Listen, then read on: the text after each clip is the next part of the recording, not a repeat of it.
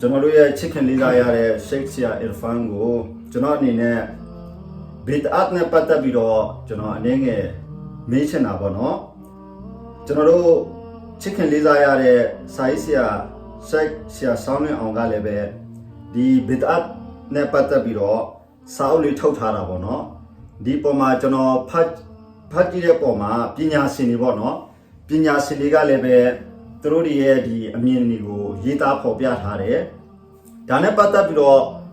ကျမ်းတော်မြတ်ကုရ်အာန်မှာဒီ bid'at နဲ့ပတ်သက်ပြီးတော့ဘယ်လိုဖော်ပြထားတယ်လဲထိုနည်း၎င်းပဲ hadith တော်မှာ Bukhari hadith ကိုအခြေခံပြီးတော့ပေါ့နော်ဘယ်လိုဖော်ပြထားလဲနောက်ပညာရှင်တွေရဲ့အမြင်ပေါ့နော်ဒါနဲ့ပတ်သက်ပြီးတော့ကျွန်တော်တို့ကိုဒီပညာရက်လေးတွေမျှဝေပေးပါလို့မြတ်တာရက်ခံပါတယ်ဆရာအလ်ဟမ်ဒူလ illah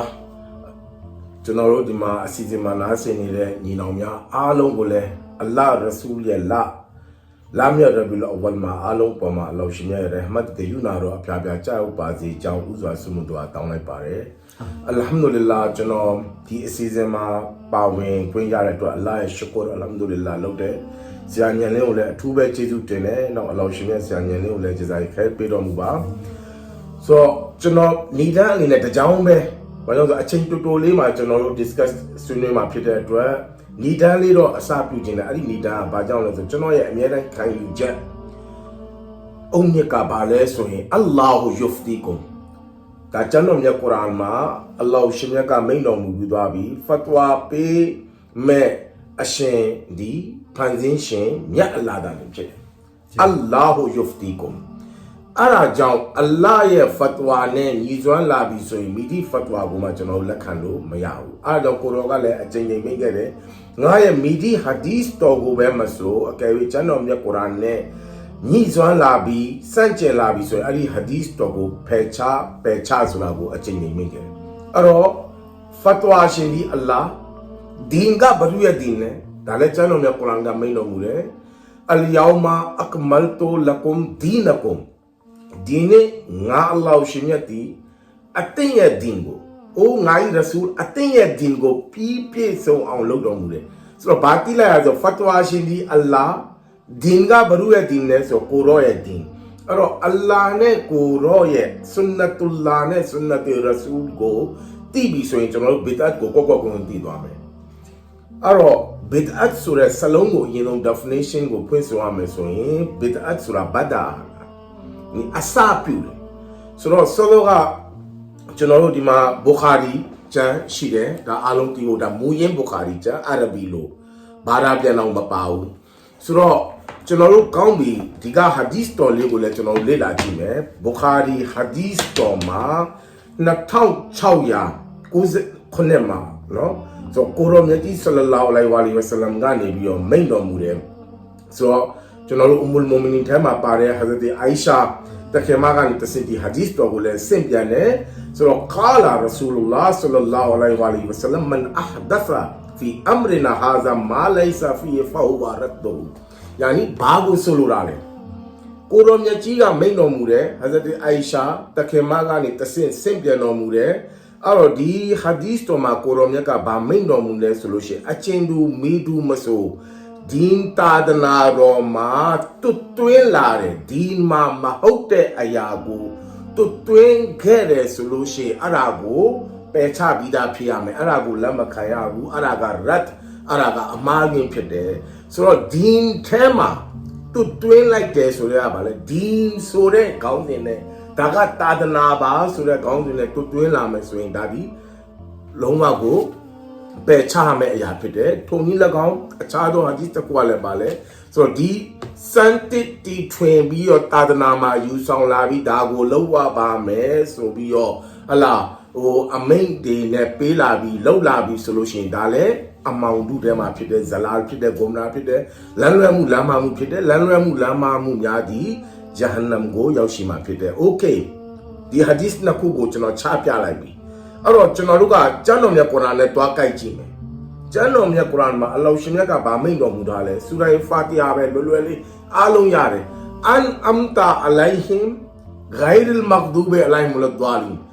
အလ္လာဟ်နေမတ်အပေါင်းတို့ကိုချပေးထားသောသူများရဲ့လမ်းရှိတယ် လမ်းတွေးပြီးသွားကုန်ကြတဲ့လမ်းလွဲလမ်းမရောက်ကုန်ကြမဲ့ဇွာလင်းမြရဲ့လမ်းရှိတယ်အဲ့တော့ကျွန်တော်တို့အဲ့ဒီလမ်းနှစ်လမ်းနဲ့ဒီဘေဒတ်ကိုကိုင်းညီအောင်လုပ်ရမှာကျွန်တော်တို့ရဲ့လောက်ရကအန်အမ်တာအလိုင်ဟင်မာတွားနေတဲ့ခေါင်းဆောင်တခင်ကြီးများရဲ့လမ်းပေါ်မှာရှိတာလားဒွာလီလို့ခေါ်တဲ့ရှိုက်တန်မိစ္ဆာနဲ့လမ်းလွဲလမ်းမရောက်ကုန်ကြတော့သူများရဲ့လမ်းမှာရှိတဲ့အလုပ်လားဆိုတာသိရမယ်ဒါကျွန်တော်အဲ့ဒီနှစ်ခုကိုညီပြီးသွားပြီဆိုရင်ကျွန်တော်တို့ဝအမ္မာဘီနိမတ်ရဘ်ဘီကာဖဟဒီစ်အတင်တို့ကိုပေးလိုက်တဲ့ကောင်းချီးနေမတ်တို့အပေါ်မှာအတင်တို့ထုတ်ဖော်ပြောကြားလေကုန်ဆိုတဲ့အမိန့်ကအလ္လာဟ်ကပေးထားတယ်ဒါတွေအားလုံးကကျွန်တော်ညီတန်းအနေနဲ့ခြေပြီးတော့ယနေ့အဲ့ဒီဟာဒီစ်ကိုကင်ပြီးတော့ misuse လုပ်တာလားကျွန်တော်တို့ brain wash လုပ်နေတာလားကျွန်တော်တို့ရဲ့ဒီအတိုင်းဝုန်းကြီးထဲမှာ ummat တာတူထဲမှာဒီ hadith ကိုကင်ပြီးတော့ misuse ကဘာကိုလုပ်နေလဲဆိုတော့ကျွန်တော်တို့လူငယ်လူရွယ်တွေကိုလာမြတ်ရဘီလ်အဝလ်ရောက်လာပြီးထုံนี้တကောင်မုဟရမ်လာပြီးဆိုလို့ရှိရင်ဘာကိုကင်လာလဲဆို bid'at ဆိုတာကိုကင်တယ်ဆိုတော့ကကျွန်တော်ကုရ်အာန်နဲ့ချိန်ပြတာပါလေအန်အမ်တာအလိုင်ဟင်ဂိုင်ရ်မဂဒူဘ်ကိုအကယ်၍ကိုက်ညီပြီးကြည့်လိုက်မယ်ဆိုရင်ကျွန်တော်တို့လာမြတ်ရဘီလ်အဝလ်မှာဘာလုပ်တယ်လဲကိုရောအကြောင်းပြောတယ်ဘယ်ကပြောလဲကျမ်းတော်မြတ်ကုရ်အာန်ကပြောတယ်ကိုရောကဘာလို့လဲအလ္လာဟ်ပြီးသွားရင်စัจ java လာကြီးတစ်ခုလုံးရဲ့ foundation founder အမြတ်ဆုံးသောအလ္လာဟ်ရဲ့နဗီအချစ်ဆုံးသောအလ္လာဟ်ရဲ့နဗီမဟဘူဘ်ဖြစ်တယ်အဲ့တော့ကိုရောရဲ့ဇစ်ကရ်ကိုကျွန်တော်တို့ကယောင်မွန်နဗီဆိုတဲ့ဒီခေါင်းစဉ်နဲ့ကျင်းပတာဒီကိုယ့်အကိုတာမန်ညာနဲ့စဉ်းစားရင်တော့မှကဘာတီအောင်ကိုရောဘလူလဲကိုရောနဲ့ပတ်သက်ပြီးအကြောင်းအရာတွေအခလာဇရိတာမွန်တွေကိုကျွန်တော်တို့ကမျှဝေပေးပြီး virtue လို့ခေါ်တဲ့ကိုရောရဲ့အလ္လာဟ်ချီးမွမ်းထားတဲ့အကြောင်းတွေလူတွေကိုပြောတယ်ကစီဒါကိုဖတ်ရွတ်တရစေတယ်အဲ့ဒီအတိုင်းအလ္လာဟ်ရဲ့ကျမ်းတော်မြတ်ကုရ်အာန်မှာအလ္လာဟ်တည်ကုန်းထားတဲ့ကျမ်းတော်မြတ်ကုရ်အာန်ရဲ့အာယတ်တော်တွေကရာအတ်နဲ့စပြီးတော့သူတော်စင်တွေရဲ့ဇီကရ်ကိုလောက်တာကအန်အမ်တာအလိုင်ဟင်လာဂိုင်ရ်မဂဒူဘ်အလိုင်ဟင်လာဒီနှစ်ခုကိုကျွန်တော်ချိန်လိုက်အကယ်၍ကျွန်တော်ကအခမ်းအနားတစ်ခုကိုခေါင်းစဉ်တက်ပြီးကျွန်တော်ကမိစ္ဆာအီဝေးလို့ခေါ်တဲ့မိစ္ဆာအကြောင်းပြောမယ်မိစ္ဆာရဲ့လမ်းတွေကိုအားပေးမယ်မိစ္ဆာနဲ့ပတ်သက်ပြီးချီးမွမ်းမယ်မိစ္ဆာနဲ့ပတ်သက်တဲ့ပန်းကုန်းစွတ်တာတွေအတွက်လုပ်ပြီးမကောင်းတာတွေအတွက်ကိုအားပေးပြီးတော့လှုပ်လာပြီးဆိုလို့ရှိရင်ဒီအလုပ်ကဘာအလုပ်လဲဒီအလုပ်ကဘာလို့နှစ်ခုကိုကျွန်တော်တို့ကညီလို့ရပြီဆိုတော့ကောင်းပြီကျွန်တော်ရဲ့ဒီမှာရှိတဲ့လူငယ်လူရွယ်တွေကိုကဲဆရာညာလေးအနေနဲ့တခုပါဖြစ်ချက်မေးချင်တာကအခုကျွန်တော်တို့ဒီကျွန်တော်တို့ sorry နိုင်ငံမှာတွားပြီးတော့ဒီကလေးတွေပေါ့နော်ကုရ်အာန်ပြန်ပွဲလုပ်တယ်ဝမ်းသာတော့ပေါ့နော်ကျွန်တော်တို့ live မှာတွေ့တယ်ဆိုတော့အဲ့ဒါနဲ့ဆက်ဆက်ပြီးတော့ပေါ့နော်ခုနဘီဒတ်နဲ့ပတ်သက်ပြီးတော့ပြောတော့ထုံနည်း၎င်းမဲ့ကျွန်တော်တို့ဒီကုရ်အာန်ပြန်ပွဲတွေကျွန်တော်တို့တွေ့ရတယ်နောက်ဒီဘူခါရီခတ်တန်သိမ်းပွဲတွေကျွန်တော်တို့တွေ့ရတယ်ဆက်ဆက်ပြီးတော့ပေါ့နော်ဒီလိုအလွန်မှကောင်းမြတ်တဲ့ဒီလိုလုပ်ငန်းတွေရောဒီဘူခါရီခတ်တန်သိမ်းပွဲတော်၎င်းခုနကယောမွန်နဗီတော်၎င်းဒီကုရ်အာန်ပြန်ပွဲတွေတော်၎င်းကစီဒါပြန်ပွဲတွေတော်၎င်းနောက်ပြီးတော့ဒီမရက်အိမ်မှာပေါ့နော်လူတယောက်ကွယ်လွန်သွားလို့ကုရ်အာန်ခတ်တန်ဖတ်ပေးတာပေါ့နော်ဒီမရက်အိမ်စင်ကျင်နတ်နှစ်တအောင်ပေါ့နော်နှစ်သိပ်ပေးတာပေါ့ဒီလိုကဏ္ဍတွေပေါ့နော်ဒါကုလူဘီဒအလို့ပြောလိုက်တဲ့အပေါ်မှာဒီဟာကပေါ့ဘလို့ပတ်သက်ဆက်နွယ်မှုရှိလေပေါ့နော်ဆရာဆက်ပြီးတော့အဲ့တော့အဲ့ဒီအဖြေလေးမပေးခင်မှာဒုတိယခလီဖာဟဇရတ်ဥမာရဲ့ဒီဘူခါရီကျမ်းမှာပဲပါဝင်တဲ့တရာဗီအခန်းကဏ္ဍမှာပတ်သက်ပြီးကြည့်လို့ရတယ်။ဘာမိတ်လဲဆိုတော့ဒီတရာဗီကဘာကြောင့်လဲဆိုလို့ရှိရင်ဒါကအများဖီကာရီကြားမှာပုံစံမျိုးစုံဖတ်ဝါမျိုးစုံရှိတယ်ကျွန်တော်ဖတ်ဝါလည်းမပြောဘူးဖီကာအကြောင်းလည်းမပြောဘူးကျွန်တော်ပညာပြောမယ်ဘူခါရီကိုလက်ခံထားတဲ့လူတွေအတွက်ဘူခါရီအကြောင်းပြောမယ်အဲ့ဒီမှာဒုတိယခလီဖာကဘာပြောလဲဂျမာတ်တာတွေဝါဂျစ်နမတ်ဖရတ်နမတ်ကိုတိဆောက်ပြီးတဲ့အချိန်အားလုံးကိုစီပြန်သွားတဲ့အချိန်မှာဝါဖြေပြီးတဲ့အချိန်တချို့တော်သူတွေပလီဝတ်ကျောင်းတော်မှာရှိနေတယ်ရှေ့ဆောင်ကာရီကဥဆောင်ပြီးတော့ကုရ်အာန်ကိုစပြီးတော့ဖတ်တယ်အနောက်ကနေမတ်တရက်ပြီးတော့လိုက်ပြီးတော့နမတ်ဖတ်တာကိုတွေ့တဲ့အခါမှာသူကနေမလ်ဘီဒအာဒါဘူခါရီနော်ဘူခါရီမှာမပိုင်ကျွန်တော်နောက်ရက်ကစပြီးဒီတရားဟောဖို့မရှိဘူး ဘူခါရီနဲ့ဆဟီမွတ်စလင်ကြိုက်တဲ့ဒီစာစစ်တာရဲ့ဂျမ်းမှာဒီအကြောင်းနဲ့ပတ်သက်ပြီးကြည့်လိုက်အဲ့တော့နေမလ်ဘီဒအာဆိုပြီးဘလောက်ကောင်းတဲ့ဘီဒအတ်လဲဆိုပြီးတုံးထားတဲ့စလုံးကိုအာရဘီတက်တဲ့သူတိုင်းသိတယ်နေမာနဲ့ဘေးအစာနှစ်ခုကွာတယ်ဘေးအစာဆိုတာမကောင်းမှုကိုပြောတာမကောင်းခြင်းကိုပြောတာမကောင်းမှုကိုပြောတာနေမာဆိုတာကောင်းခြင်းချီးမွမ်းခြင်းပြောတာဘလောက်ချီးမွမ်းထိုက်တဲ့ကောင်းတဲ့အမလ်ကိုလုပ်နေသလဲဆိုပြီးတော့ပြောပြီးတော့ဒီဟာကိုစတင်ပြီးတော့ဟလာအားပေးပြီးဒီအလုပ်ကိုလုပ်လာတယ်ယနေ့အထိအွမ်မတ်ထဲမှာတချို့ဖီကာပေါင်းမြောင်များစွာဒါကိုလုပ်တယ်အဲ့တော့ကိုယ့်အကိုပြန်စဉ်းစားကြည့်ကိုတော်ကယောင်မွန်နဗီဆိုတဲ့ခေါင်းစဉ်တက်ပြီးတော့ကိုတော်ကကိုယ်တိုင်ဟလာလုတ်ခဲ့သလားဆိုပြီးတော့မေးမယ်ဆိုလို့ကိုတော်ကကိုယ်တိုင်ပြောတယ်ငါမွေးနေ့တနေ့လားနေ့ငါမွေးနေ့မှာငါရိုဇာထားတယ်ငါမွေးနေ့မှာငါတားကောင်လေးကိုဇေဘာလုပ်ပြီးတော့ကျွေးမွေးတယ်ဆိုတော့ကိုယ်တိုင်ပြောနေပြီလေကိုတော်ကိုယ်တိုင်ပြောလို့ပဲကွန်တိုနဗီယန်ငါဘယ်အချိန်ကလေးကနဗီလဲအာဒမဘိုင်နလ်မာအီဝတီဟလာဘိုင်နရူဟ်ဝလ်ဂျဆတ်အချင်းချင်းဟာဒီစ်ပေါင်းများစွာကိုတော်ကမိမိမွေးနေ့နဲ့ပတ်သက်ပြီးပြောခဲ့တယ်ကဲကိုတော်ပြောခဲ့တာကိုတော့မှမယုံသေးဘူးဆိုရင်အလ္လာဟ်ပြောတာကိုတော့ယုံကျမ်းတော်မြတ်ကုရ်အာန်မှာအလ္လာဟ်ရှင်မြတ်ကနဗီတမန်တော်အပေါင်းနဲ့ပတ်သက်ပြီးအာယတ်မီဆာကလို့ခေါ်တယ်ဖတ်ကြည့်ယောင်မွန်နဗီလုံနေတာအလ္လာဟ်ကငါနဗီတမန်တော်တွေပေါ်မှာငါနဗီကျန်တဲ့နဗီတမန်တော်တွေအားလုံးကငါနဗီကိုလက်မခံမချင်းနဘူဝတ်တောင်ရဖို့မရှိဘူးအာယတ်မီဆာဆိုတာသူတို့နဲ့ဗရင်ငင်ကျုံနေတာငါနဗီပေါ်မှာလက်ခံရမယ်ငါနဗီပေါ်မှာကူညီရမယ်ဆိုတာဆိုတော့အဲ့ဒါတွေနဲ့ပတ်သက်ပြီးမိန်ခဲ့ပြီးသားအဲ့ဒါယောင်မွန်နဗီလုံနေတာမဟုတ်ဘူးလားကိုတော့အကြောင်းကိုတော့မလာခင်နှစ်900အလျင်ဟဇရတ်အီဆာအလိုင်စလမ်ကယောင်မွန်နဗီလုပ်ပြီးတော့အစ္စမဟူအဟမတ်ဆိုပြီးကြေညာခဲ့တာအဲ့ဒါဘာနေလဲမာရှာအလာအဲ့ဒါတွေကိုပြန်တုံးတက်ကြည့်မယ်ဆိုနဗီတမန်တော်တွေရဲ့ဆွန်နတ်တော်တွေကျွန်တော်တို့ရဲ့ဒိတ်ဒိတ်ရဲ့ပညာရှင်ကြီးတွေဟလာခလီဖာဆပ်ကြီးတွေအမြောက်များစွာသူတို့ဒီကဏ္ဍတွေလည်းအချင်းတပန်တလဲလဲပြောလာပြီးပြီအဲ့တော့ကျွန်တော်ကကိုက်နှစ်ခုကိုကိုက်ညီအောင်ချပေးတာကြည်အန်အမ်တာအလိုင်ဟင်ဘာလေဒွာလင်းကဘာလဲဇီကရကဘရုဇီကလုံးနေလဲဘရုဇီကရကတာထားလဲအဲ့တော့အဲ့ဒီအပြင်နေမလ်ဘစ်အာဆိုကြရဘာတီရလဲဆိုတော့တချို့တော့လူကိုလမ်းလွဲလမ်းမရောက်အောင်လုပ်တဲ့ဘစ်အတေဟဆနာဆိုတာကိုဒီကပေါ်လိုက်တာပဲဘူခါရီကအဲ့တော့ကျွန်တော်ကဒီနေရာမှာကဘူခါရီလက်ကင်ထားတဲ့လူတွေကိုနားလည်အောင်သိအောင်ချပေးရမယ်ဆိုရင်ကိုကျန်းကိုကြေမယ်ဆိုလို့ရှိရင်ဘစ်အတ်ကဏ္ဍကိုအငင်းပွားမှာမဟုတ်တော့ဘူးအဲ့ဒါဆိုရင်ယောင်မွန်နဗီနဲ့ကြောက်တော့ပြောလာမှာတရာဘီကြောက်ဘာကြောင့်မပြောတရာဘီနဲ့နေမလ်ဘစ်အာဆိုပြီးတော့ဒုတိယခလီဖာကိုယ်တိုင်ပြောနေတာပဲအဲ့တော့အဲ့ဒါကိုကျွန်တော်တို့ကခုနဆက်ပြီးတော့ခုနမေကုန်ဒီခုနကကုရ်အာန်ပြိုင်ပွဲဒါဟုတ်ပြီကောင်းတာအဲ့ဒါအရန်ကောင်းတယ်အခုကျွန်တော်လာပြီအဲ့တော့စောစောကပြောတဲ့ကျင်းပတဲ့ကျမ်းတော်မြတ်ကုရ်အာန်နဲ့ပတ်သက်တဲ့အစည်းအဝေးပြိုင်ပွဲတွေစုပေးတာတွေဒါတွေကတရှဝီကလို့ခေါ်တယ်တရှဝီကဆိုတာဘာလဲလူတွေကို appreciate လုပ်ပြီးသူတို့ကိုစိတ်ပါလာအောင်ယနေ့ Hafiz ကျောင်းတွေမှာဒီလိုမျိုးပြိုင်ပွဲတွေစုယူပြီးလာတဲ့စုကူလာနံပါတ်1နိုင်ငံတော်ရဲ့ဂုဏ်နိုင်ငံဂုဏ်နံပါတ်2အွမ်မတ်ဂုဏ်နံပါတ်3ကျန်တဲ့ခလေးတွေပါစ조사ခြင်းတွေဖြစ်လာတဲ့ဟာအဲ့ဒီအတိုင်းအလ္လာဟ်ရဆူလ်ကမိန့်သွားတဲ့ခလေးတွေကိုကျမ်းတော်မြတ်ကုရ်အာန်ကိုသင်ပေးပါဟုတ်တယ်မလားအကျဉ်းချင်းစံညာလေးနဲ့ဒီဟာဒီစ်ကိုပြောခဲ့ပြီးပြီဟุဘ်ဘီအဟ်လီဘတ်ကရာအတ်လ်ကုရ်အာန်အဒပ်ဒီသုံးခုကိုကလေးတွေကိုသင်ပေးပါလို့ပြောတယ်ဆိုတော့ဒီဟာဘလောက်အရေးကြီးလဲဆိုရင်ကျွန်တော်တို့အခုလိုပြိုင်ပွဲတွေကနေတစ်စစ်ဒီကလေးတွေကိုမြေတောင်မြောက်ပေးရမှာကကောင်းတဲ့အရာတွေနဲ့မြေတောင်ပေါက်မြောက်ပေးရမှာအဲ့တော့ဒီဟာကဘစ်အတ်လာတဘစ်အတ်မဟုတ်ဘူး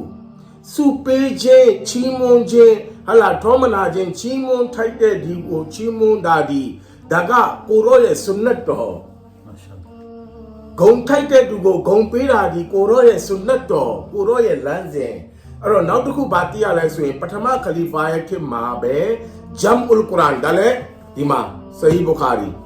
နော်အဲ့တော့ဂျမ်အူလ်ကုရ်အာန်နဲ့ပတ်သက်ပြီးတော့ဟဇရတ်အူမာကပထမခလီဖာကိုလာပြီးပြောတယ်ကုရ်အာန်ကျမ်းတော်မြတ်ကိုကိုရောမဲ့မရှိတော့တဲ့နောက်ပိုင်းမှာပြန်စုရအောင်နော်ပြန်စုဖို့ပြောတဲ့အခါဒါကိုရောမလုပ်ခဲ့တာပထမခလီဖာပြောတယ်ကိုရောမလုပ်ခဲ့တာဘယ်လိုလုပ်ရမလဲဆိုတော့အဲ့ဒါကိုစဉ်းစားရင်းနဲ့နောက်ဆုံးကဒုတိယခလီဖာပြောတယ်ဒါအမလီခဲကောင်းတဲ့အလုပ်ပဲကောင်းတဲ့အလုပ်ကိုကိုရောဘယ်လိုတားမလဲ အလ္လာဟ်ဘလို့တားမလဲအဲ့တော့ကအမလီခိုင်တဲ့ဒါကကောင်းတဲ့အမလ်ပဲတဲ့ကောင်းတဲ့အမလ်အတွက်ကိုဘာစဉ်းစားစရာလို့လဲကောင်းတဲ့အမလ်လုပ်တာကိုကိုတော်ကဘာပြောမလဲအလ္လာဟ်ကကောဒါကိုဘာငင်းဆန်မှာလဲကောင်းတဲ့အမလ်ဆိုတာကဒါလုပ်လို့ရတယ်ဒါကျွန်တော်အများကိုနားလည်အောင်ရှင်းပြနေတာဒီမှာပြောထားတဲ့စလုံးဒီဟာဇာအမလီခိုင်ဒါကအမလီခိုင်ဖြစ်တယ်ကောင်းတဲ့အမလ်ဆိုကောင်းတဲ့အမလ်ကဒီမှာပြန်ချိန်တွဲကြည့်ကိုရောကမလုတ်ခိုင်းဘူးကိုရောမလုတ်ခဲ့ဘူးတို့တော့ကောင်းတဲ့အမလ်ဆိုတဲ့အတွက်ကြောင့်နဲ့စဉ်းစားပြီးဒါကိုအကောင့်ထဲပေါ်လိုက်တယ်တဲ့ ဆုဟာနလ္လာ နော်အဲ့တော့ကောင်းတဲ့အမလ်ကိုလှုပ်ခြင်းအပေါ်မှာအဲ့ဒီမှာဒီဟာတန်ရာဘာရှိဖို့လိုအပ်တယ်လဲဒါကကျွန်တော်အနေနဲ့ဒီမှာ bid'at ကို misuse လုပ်နေတဲ့အတိုင်ဝန်တစ်ခုကိုကျွန်တော်အဖြေပေးနေခြင်းဖြစ်တယ်ခလေးတွေကိုလူငယ်တွေကိုဒီငန်းမှာရှိတဲ့သူတွေကို brain wash လုပ်ပြီးတော့အရာတိုင်းကိုအတစ်တီထွင်းနေဆိုပြီး bid'at ဆိုတဲ့ခေါင်းစဉ်ဆိုရင်ယနေ့ science ရဲ့ပညာထွန်းကားလာတဲ့ AI သုံးခြင်း bid'at လားအစရှိတဲ့အရာတွေအားလုံးချပြဒါတွေက bid'at လားဘယ်တော့မှအစ္စလာမ်ဟာအုံနောက်နဲ့စိုက်ကျင်တဲ့ fatwa ကိုမပေးဘူးအလောရှိမြတ်ကကောင်းတဲ့ tools ကိုကျွန်တော်တို့သုံးလို့ရတယ်ယနေ့ကျွန်တော်ဒီကနေ message ပေးနေတာဒီ tools ကိုကျွန်တော်မသုံးဘူးဆိုရင်ကျွန်တော်ရှိတဲ့နေရောက်ပေးရနေကျွန်တော်ဘယ်လို message ပို့လို့ရမလဲအဲ့ဒါ bid'at လားအဲ့တော့ယနေ့စဉ်းစားကြည့် bid'at လို့ပြောနေတဲ့သူတွေကိုယ်တိုင်ယနေ့သူတို့နေညဖုန်းပွနေကြတယ်နီးမျိုးစုံနဲ့တုံးနေကြတယ်ဆိုတော့ bid'at ကို misuse မလုပ်ဖို့ကျွန်တော်တို့သိရမယ်အဲ့တော့နောက်ဆုံးအနေနဲ့ဒီမှာညီကုန်းချုပ်အနေနဲ့ message ကလည်း ayat ကနေပေးခြင်းတယ်ကျမ်းတော်မြတ်ကုရ်အာန် wal asr ကျမ်းတော်မြတ်ကုရ်အာန်မှာအလောရှိမြတ်ကမိန့်တော်မူတဲ့ asr ရ qasam ဒီ asr ကပါလေတိလားအချိန်ခေတ်ကာလ tafsir မှာအလင်းပြန်စုမှာအများကြီးအဓိပ္ပာယ်တွေရှိတယ်အဲ့တော့24နာရီကလူတိုင်းကိုပေးထားတယ်သုံးတဲ့လူတယောက်နဲ့တယောက်မတူဘူးအလ္လာဟ်ကဒီအချိန်ကို qasam စားထားတာကဘာလဲဆိုတော့အချိန်ကိုအလ္လာဟ်အတ္တမဖြုံးဖို့အချီးနီးမလုပ်ဖို့ဘလို့ဒူတွေလမ်းလွဲလမ်းမှာဆုံးရှုံးမှုမှာရှိနေမယ်ဆိုတာကဆမ်စားပြီးပြောနေတယ်ဝလ်အဆအင်နလ်အင်ဆာနလဖီခွစဧကအမန်အင်ဆန်ဒီမနုဿလူသားသူတရက်လုံးဒီဆုံးရှုံးမှုမှာရှိနေတယ်အဲ့ဒီဆုံးရှုံးကနေလွတ်ယုံထွက်နိုင်တဲ့သူတွေကဘာလို့လဲအီလလ်လဇီနာအာမနူအီမန်တဝိယုံကြည်လာတဲ့သူအမလီဆာလေသူတို့ရဲ့အမလ်မှာဆာလေရှိတဲ့သူအလ္လာဟူအက်ဘာဘာသာပြန် tafsir အလင်းပြန်ဆုံးမှုမြောင်များစွာရှိတယ်ကျွန်တော်အဲ့ဒီပေါ်မှာအငင်းမပွားဘူးကျွန်တော်ဒီမှာ hint လေးပဲတစ်ခုပြောမယ်အမလီခဲတတ်အမလီဆာလေတတ် အင်ရှာအလ္လာဟ်ဒီမှာကျွန်တော်စာရန်ထိုးပေးလိုက်မယ်လေအာရဘီလို အမလီခဲဆိုဒီမှာတတ်အမလီဆာလေဆိုဒီမှာတတ်ဆိုတော့ဒီမှာပြောရမှာအမလီခဲကကောင်းတဲ့အမလ်အားကြောင့်နီယတ်လ်မုအမင်ခိုင်ရွန်မင်အမလီမုမင်တဝင်းယုံကြည်သူရဲ့နီယတ်ကသူ့ရဲ့အမလ်ထက်ကျင့်စဉ်ထပ်ပိုပြီးကောင်းတယ်တဲ့ဒါကြောင့်အလ္လာဟ်ကသူနီယတ်ကောင်းကောင်းလုပ်လိုက်တယ်အမလ်တောင်မလုပ်ဘူးဆိုရင်အဲ့ဒီနီယတ်ကြောင့်အလ္လာဟ်သူ့ကိုအမလ်အကောင့်ထဲပေါ်တဲ့ဆဝပ်အကျိုးကျေးဇူးကိုလည်းပေးလိုက်မှာဖြစ်တယ်အားကြောင့်အလ်အာမာလုဘင်နီယတ်ဆိုတာပေါ်လာတာပေါ့ဆိုတော့ကျွန်တော်တို့သိရမှာကစာလေးဆိုတာဘာလို့ဆိုလိုတာလဲယနေ့ကျွန်တော်တို့ကျင့်စဉ်ကြံကျင့်စဉ်တိုင်းမှာကိုတော်ကဘာကြောင့်ဒရုဒ်ပို့ခိုင်းလဲငါပေါ်မှာဒရုဒ်ပို့ငါရဲ့အနွယ်တော်အလီဘတ်ပေါ်မှာဒရုဒ်ပို့ဘာကြောင့်လဲကျွန်တော်တို့ရဲ့ကျင့်စဉ်မှာစာလေးဖြစ်အောင်အမလ်တကူလုံးကနာကစ်ပြနေတဲ့ဆလတ်ပေါ်မှာယက်တာနဲ့ထမင်းချက်ပြီးပြီလားဟင်းပြီးပြီလားစတဲ့အရာတွေဒုနီယာရဲ့အရေးတွေခေါင်းထဲမှာရောက်လာတယ်ဒါပေမဲ့ကျွန်တော်တို့ရဲ့ဒီအမလ်ကိုကယ်လိုက်မှာကအလ္လာဟ်ရဆူလ်ရဲ့မုဟဘတ်နဲ့ဒရုဒ်ရှရီဖ်ပို့လိုက်တာကအမလ်ကိုအောင်မြင်မှုနဲ့ပြီးမြောက်မှုကိုရောက်သွားမယ်အဲ့ဒါပါလေအမလီစာလေအကယ်၍ဆုံးရှုံးမှုကနေလွတ်မြောက်ခြင်းနဲ့ဆိုရင်ကိုတော်မြတ်ကြီးမပိုင်မရဘူးအဲ့ဒီစာလေဒီအကောင်းဆုံးစာလေဟာအလ္လာဟ်ပြီးအလ္လာဟ်နဗီပဲအလ္လာဟ်နဗီပေါ်မှာဒရုဒ်မပို့တာမချင်းကျွန်တော်တို့ရဲ့မိဒီအမလ်မအလ္လာဟ်ကဘူလုံးမှာမဟုတ်ဘူးဆလာမပို့တာမချင်းAllahumma salli ala sayyidina Muhammadin wa ali Muhammad ဒါကြောင့် bid'at နဲ့အလားထပ်ပြီးတော့ဆရာညံလင်းကလည်းဖြည့်ဆွတ်ပြီးတော့စာအုပ်တွေကဗာများပြောကြရှိလဲပြောမှာလိုအပ်သွားတာရှိခဲ့မယ်ဆိုဖြည့်ဆွတ်ပြီးတော့ဖြည့်ပေးပါဘူးအခုနကကျွန်တော်ပြောတဲ့အထက်မှာဆရာကိုလည်းမေးခဲ့တာပေါ့ထပ်ခါပြန်မေးတယ်ဆိုတာကအကြောင်းရှိတာပေါ့ဘာဆိုတော့ဒီ Facebook လူမှုကွန်ရက်အပါအဝင် TikTok မှာတော့ကျွန်တော် YouTube မှာပေါ့နော်ဒီ review hour ရောက်လာပြီဆိုရင်ဒီbid'at အကြောင်းကနှစ်တိုင်တက်လာတာပေါ့နော်ဒါကြောင့်ဆရာကိုရှင်းပြပေးဖို့ကျွန်တော်မေတ္တာရက်ခံတာပေါ့နောက်တစ်ခုမေးချင်တာကကစီရာပြိုင်ပွဲတွေနောက်စာပေပြိုင်ပွဲတွေခုနကကုရ်အာန် ပြန်ပွဲတွေရတော့ဆရာအစ်မပြောပြသွားပြီနောက်ဒီကျွန်တော်တို့ဒီကောင်းမြတ်တဲ့ဒီအတိုက်ဝိုင်းမှာပေါ့ခုနဆူရာအဆွရမှာဆရာပေါ်ပြခဲ့တဲ့ဒီပါဝင်နိုင်ဖို့ပေါ့နော်ခုနကဘေတာကြောက်တာပေါ့နော်တချို့ကလည်းဒီထိုင်ဝိုင်းတွေမှာမလာရဲဘူးပလီတော်မလာရဲဘူးဘာကြောင့်ဆိုတော့ဘေတာဒီတင်နဲ့တွေ့ရမယ်မျက်နှာဆိုင်ရမယ်နော်ကျွန်တော်တို့ပဲဂျာနန်ကြမလားကြောက်တာပေါ့နော်ဒါကျွန်တော်တို့လည်းကြောက်တာပဲအမှန်တကယ်ဆိုရင်တမန်တော်မြတ်မိတ်ခဲ့တယ်လေဘူခါဒီမှာဟာဒစ်မှာမိတ်ခဲ့တယ်လေကုလူဘီတာတင်ဒေါ်လာလောက်ကုလူဒေါ်လာလက်တင်ဖင်နာကျွန်တော်တို့လည်းကြောက်တာပဲဂျာနန်ကတော့ကြောက်ဖို့ကောင်းတယ်လေကုရ်အာန်မှာအလ္လာဟ်ဆုမြတ်ကအကျဉ်းချင်းပေါ်ပြတာတယ်ဆိုတော့ဒီဟာနဲ့ပတ်သက်ပြီးတော့ထပ်လောင်းပြီးတော့ပေါ့နော်ဒီကစီဒါအပြိုင်ပွဲတွေဒီကောင်းမြတ်တဲ့လုပ်ငန်းတွေပေါ့နော်ကျွန်တော်တို့ဒီလိုမျိုးတယောက်နဲ့တယောက်ပြိုင်ဆိုင်ပြီးတော့ပေါ့နော်တိုးတက်ကြောင်းတွေပေါ့ဒီဟာနဲ့ပတ်သက်ပြီးတော့နည်းနည်းလေးဖြည့်ပြီးဖို့ပေါ့နော်ကြီးကျွန်တော်တို့ဒီမေကွန်းလေးကိုဟောလာဖြည့်ဆွတ်ပြီးတော့ကျွန်တော်ဖြည့်ချပေးရမယ်ဆိုလို့ရှိရင်ကစီဒါဆိုခြင်းเนาะကျွန်တော်တို့အခုနလိုအခြားသောနိုင်ငံတွေမှာပို့ပြီးတွင်တွင်ကြဲကြဲလုပ်တယ်။ဥရဒူဘာသာရပ်ပြအိန္ဒိယတို့ပါကစ္စတန်တို့မှာဆိုတော့ကဘာတဝမ်းမှာမြန်မာမှာလည်းမြန်မာလိုဒီဆိုတာရှိတယ်။ကစီဒါရှိတယ်။မောင်လုနာမှာပတ်တာရှိတယ်။เนาะအဲ့ဒီအပြင်အားလုံးဝိုင်းပြီးတော့ဓာတ်တီးပြီးတော့ပတ်တာရှိတယ်။ပုံစံမျိုးစုံရှိတယ်။ကျွန်တော်တို့ကို theory ချပေးထားတယ်။အလောရှိဘက်ကပါမီဒီအလုတ်ကိုပဲမဆိုကျွန်တော်တို့လုပ်ပြီးဆိုရင်အဲ့ဒီအလုတ်ကအလ္လာဟ်ကိုမေးတဲ့အလုတ်လားအလ္လာဟ်ကိုတရိရတဲ့အလုပ်လားဆိုတော့ကစီဒါစဖတ်ပြီးဆိုတာနဲ့ကစီဒါဖတ်မောင်လုစဖတ်ပြီးဆိုတာနဲ့အလ္လာဟ်ရဲ့နာမတော်ကနေစားဖာတီဟာကနေစားတယ်ကစီဒါစဖတ်ပြီးဆိုတာနဲ့အလ္လာဟ်ရဲ့ဟမ်ဒူဆနာနေအလ္လာဟ်ရဲ့အချစ်တော်ရဲ့ဂုဏ်ထူးတွေဂုဏ်အကြောင်းတွေဟလာဟိုချီးမွမ်းထောင်းမနာပြုခြင်းတွေဒရူရှရီဖ်တွေဒါတွေကိုပြောတာဆိုတော့ဒါတွေအပေါ်မှာကျွန်တော်တို့ကအလ္လာဟ်ကိုမေ့သွားအောင်လုပ်တာမဟုတ်ဘူးအလ္လာဟ်နဲ့နီးစပ်သွားအောင်လုပ်တာအဲ့ဒီတော့ပါဝင်မှုတော့ကြောက်ကြမှာမလို့ဒါအလ္လာဟ်ရဆူလ်ကဒါလည်းဘူခါရီပဲနော်အလ္လာဟ်ရဆူလ်ကအလ္လာဟ်ရဆူလ်နဲ့ပတ်သက်ပြီးတော့ဒီအဲ့ဒီခေတ်ကာလမှာသူ့နီးသူ့ဟန်နဲ့တကွ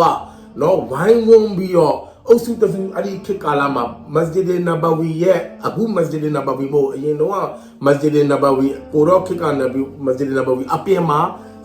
အစာဘီဆိုဖာဆိုတာရှိတယ်သူတို့နေထိုင်ကြတယ်သူတို့ကကိုရောအကြောင်းကိုသိတဲ့ဟတ်ဆန်ဘင်ဆာဘစ်ဆိုတာကြပြဆရာ